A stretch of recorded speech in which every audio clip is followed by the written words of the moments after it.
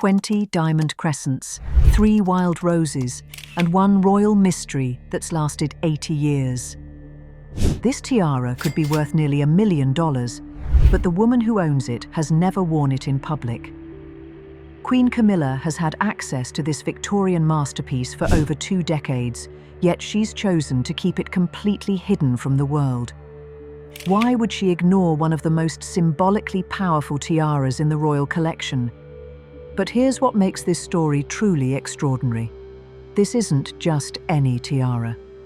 These crescents once symbolized female empowerment in an era when women were fighting for their place in society. They survived 2 world wars, a royal scandal, and decades of secrecy.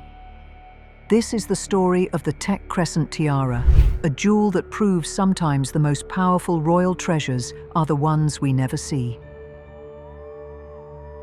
To understand why this tiara matters so much, we have to travel back to Victorian England, where wearing crescent moons in your hair wasn't just fashionable, it was revolutionary.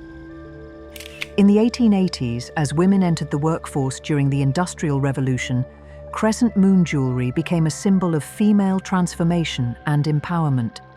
These celestial motifs represented the moon goddess Diana, embodying feminine strength and new beginnings.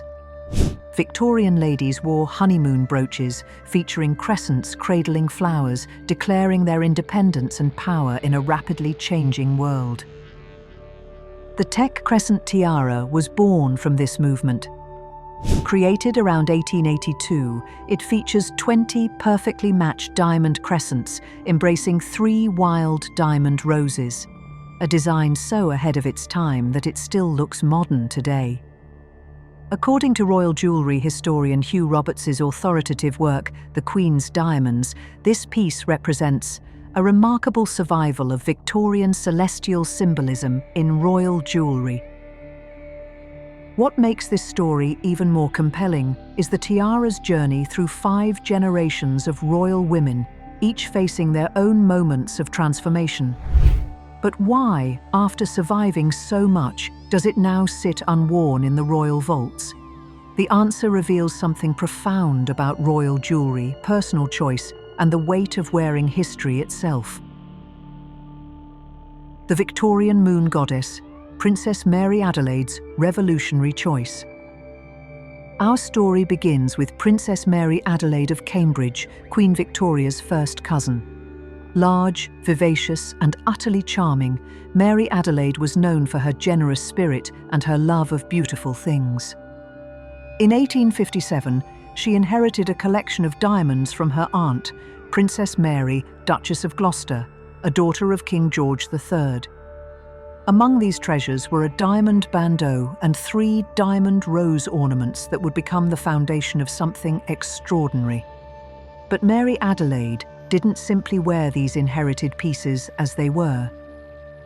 In 1882, she commissioned the royal jewellers Garrard to create something unprecedented, a tiara that would celebrate the celestial symbolism sweeping through Victorian society. The technical specifications were precise: 20 individual diamond crescents, each containing approximately 15 to 20 old-cut diamonds, arranged in a flowing line measuring roughly 6.5 inches in diameter. The 3 diamond roses weren't just decorative elements, they were wild roses, their pointed petals echoing starbursts and containing an estimated 25 to 30 diamonds each. This combination of moons and stars created a piece that was both earthly and divine, traditional and revolutionary. What made Mary Adelaide's choice so remarkable was its timing. By choosing to wear symbols of the moon goddess Diana, the virgin huntress who answered to no man, Mary Adelaide was making a quiet but powerful statement about feminine strength. The tiara became her signature piece. She wore it to her daughter's wedding in 1893, where it was captured in Lauritz Tuxen's famous painting of the ceremony. Contemporary accounts describe how she paired it with additional diamond rows for extra grandeur, creating a crown that seemed to float around her head like a halo of starlight. When she died in 1897, she didn't leave the tiara to her daughter May. who would later be Queen Mary. Instead, it went to her eldest son, Prince Adolphus, keeping it within the Teck family but away from the direct royal line. This decision would prove crucial to the tiara's survival. Queen Mary the Magpie, the decision that saved a tiara. Enter Queen Mary, the woman history remembers as the ultimate royal jewelry collector. Nicknamed Magpie Mary for her relentless pursuit of beautiful objects, she had a reputation for acquiring family jewels through any means necessary and then transforming them to suit her taste.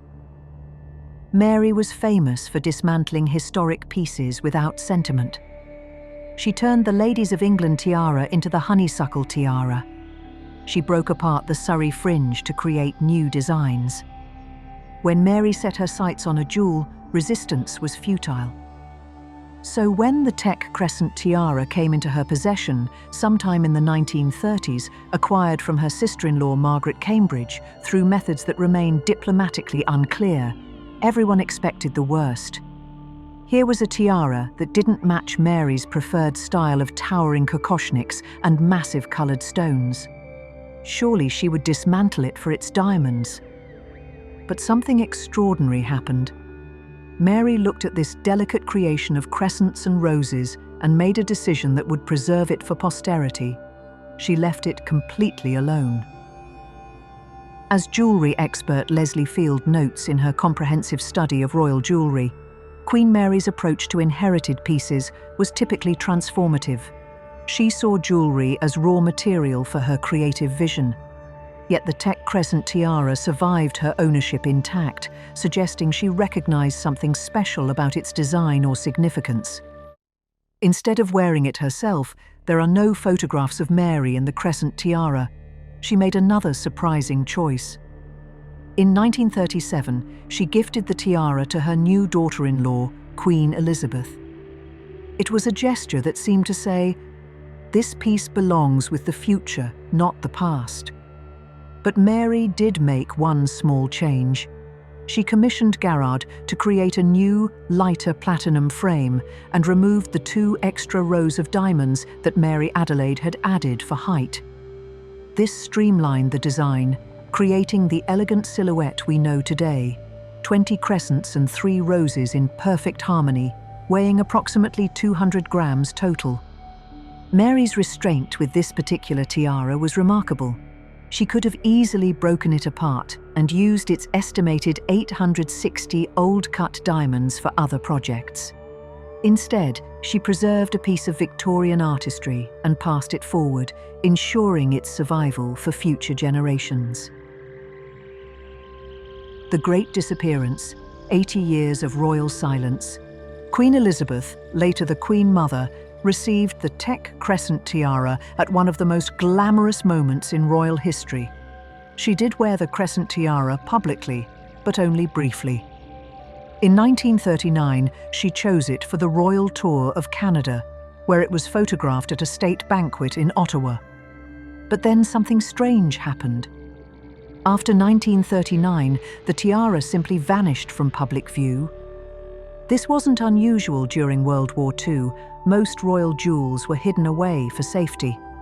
According to royal historian Kenneth Rose, the most precious stones were removed from their settings and hidden in a biscuit tin, demonstrating the extraordinary lengths taken to protect royal treasures. But when the war ended and royal life resumed its glittering pace, the Teck Crescent Tiara didn't reappear.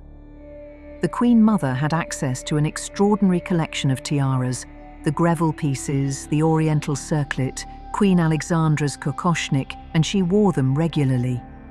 Yet the crescents remained hidden. Decades passed. The Queen Mother attended countless state banquets, galas, and ceremonies. Royal watchers catalogued every tiara appearance, every jewelry choice. But the Teck Crescent Tiara had seemingly disappeared from existence. By the 1990s, jewelry historians began to wonder, had it been sold, broken up, lost in some forgotten vault? Then, in 2001, came a revelation that stunned the royal jewelry world. the Victoria and Albert Museum announced a major exhibition called Tiaras Past and Present, and there, listed in the catalogue, was the Teck Crescent Tiara. It had been loaned by Queen Elizabeth, the Queen Mother herself. The tiara was alive. It had survived not just 2 world wars, but 60 years of royal secrecy. But when the Queen Mother died in 2002, the tiara passed to Queen Elizabeth II, and once again, it vanished from public view. The modern mystery, Camilla's curious choice. In 2005, Queen Elizabeth II made an unprecedented decision. She loaned 3 of the Queen Mother's most significant tiaras to her new daughter-in-law, Camilla, Duchess of Cornwall. The loans were extraordinary. Camilla received the Delhi Durbar tiara, a spectacular creation of diamonds and emeralds weighing approximately 1,000 carats. She got the Greville tiara, with its distinctive honeycomb pattern containing over 800 diamonds. And she received the Teck Crescent Tiara, the mysterious piece that had been hidden for decades. Camilla began wearing the Delhi Durbar and Greville tiaras almost immediately, appearing in them at state banquets and official events. But the Teck Crescent Tiara, it remained invisible. This wasn't for lack of opportunity. Camilla has attended dozens of tiara-appropriate events since 2005. State banquets, diplomatic receptions, the state opening of Parliament, all occasions where the crescent tiara would have been perfectly appropriate. Yet she has never chosen to wear it. Sotheby's jewellery specialist Emma Hawkins suggests it's a matter of personal style. The Duchess tends to favour more substantial tiaras that complement her height and bearing. The delicate crescents might feel too fragile for her taste, too ethereal for her practical nature. Others point to the tiara's complex history. Unlike the Delhi Durbar or Greville tiaras, which have clear, celebrated provenances, the Teck Crescent carries the weight of its mysterious decades. There's also the question of public perception. Camilla has been careful to honour the Queen Mother's memory while establishing her own royal identity. Wearing a tiara so closely associated with the beloved Queen Mother might feel presumptuous. But perhaps the most intriguing theory is that Camilla is saving it for something special. Royal jewellery often appears at significant moments: weddings, coronations, jubilees. Could she be waiting for the perfect occasion to debut this sleeping beauty? The irony is palpable. A tiara created to symbolize female empowerment and new beginnings sits unworn by a woman who has overcome enormous challenges to find her place in the royal family. The cultural legacy, why we can't stop talking about it. The Teck Crescent Tiara's absence from public view has only increased its mystique. In an age where every royal jewellery appearance is instantly photographed and analysed, a beautiful tiara that no one sees becomes the ultimate object of fascination. The tiara has achieved something remarkable. It has become more famous for not being worn than many tiaras are for their regular appearances. Royal jewellery enthusiasts discuss it endlessly online, sharing the few available photographs and speculating about its fate. Replica versions sell for hundreds of dollars to collectors who want to own a piece of its legend. According to auction house estimates, a tiara of this quality and provenance could command between $500,000 and $1 million at auction, if it ever came to market, which it never will. For comparison, Princess Maria Immaculata's Belle Epoque diamond tiara sold for $898,000 at Sotheby's in 2024, while a similar Victorian diamond tiara achieved $76,500 at auction. The tiara's Victorian symbolism adds another layer to its appeal. In our current era of renewed focus on female empowerment and women's rights, a tiara featuring moon goddess imagery feels remarkably relevant. The crescents that once represented Victorian women's growing independence now seem to speak to contemporary struggles for equality and recognition. The technical aspects of the tiara also contribute to its legend. 20 perfectly matched diamond crescents require extraordinary craftsmanship. Each crescent must be precisely cut and set to create the flowing organic line that makes the piece so distinctive. Gemological analysis would likely reveal that the diamonds are old mine-cut stones, characteristic of 19th century jewellery, with the slightly irregular faceting that gives antique diamonds their distinctive fire and brilliance. But perhaps the most compelling aspect of the Teck Crescent Tiara's story is what it represents about the nature of royal heritage itself. This is a piece that has survived not through constant use, but through careful preservation. It has been protected, hidden, and cherished precisely because it was too precious to risk. In a world where we're used to seeing everything, the tiara's invisibility has become its greatest asset. It reminds us that some treasures are worth more when they remain mysterious, that anticipation can be more powerful than revelation. Conclusion. The Teck Crescent Tiara tells a story that transcends jewellery itself. It's a tale of female empowerment that began in the Victorian era and continues today. It's a testament to the power of preservation, showing how sometimes the greatest act of love is to keep something safe rather than display it. From Princess Mary Adelaide's revolutionary choice to embrace celestial symbolism, to Queen Mary's surprising decision to leave it intact, to the Queen Mother's decades of protective silence, to Camilla's ongoing mystery, each woman in this tiara's story has made choices that prioritized its preservation over its publicity. The 20 diamond crescents and 3 wild roses continue to wait in the royal vaults, their symbolic power undiminished by their absence from public view. They represent cycles of renewal, feminine strength, and the promise that even in darkness, light will return. Perhaps that's the most beautiful aspect of this story. The Teck Crescent Tiara doesn't need to be worn to be powerful. Its very existence, its survival through wars and scandals and decades of change, proves that some treasures transcend their material form to become symbols of something greater. Will Queen Camilla ever choose to wear it? Will it emerge for a future royal wedding or coronation? Or will it continue its mysterious journey, inspiring fascination precisely because it remains unseen? The crescents keep their secrets, but their story continues. In a world obsessed with the visible and the immediate, the Teck Crescent Tiara reminds us that the most powerful stories are sometimes the ones that unfold in shadow, waiting for their moment to shine. What do you think? Should Camilla debut this legendary tiara, or does its mystery make it more precious than any public appearance could? Subscribe and share your thoughts in the comments below.